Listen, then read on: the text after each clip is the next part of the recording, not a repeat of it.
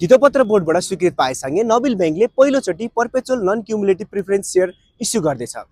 यो सेयर कस्तो खालको हो र यसको विशेषताहरू के छन् आउनुस् आजको भिडियोबाट बुझ्यौं। नेपाल राष्ट्र बैंकले बैंक तथा वित्तीय संस्थाहरूलाई minimum capital adequacy requirement meet गर्नका लागि perpetual non cumulative preference share issue गर्ने अप्सन दिएसँगै नोबेल बैंकले पहिलोचोटि यस्तो खालको सेयर इस्यु गर्दैछ।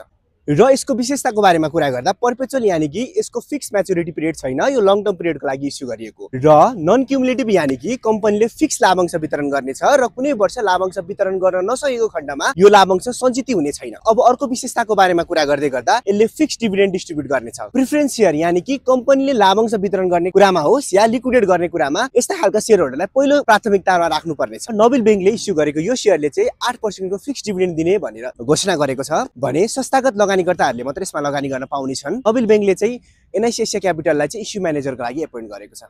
धन्यवाद।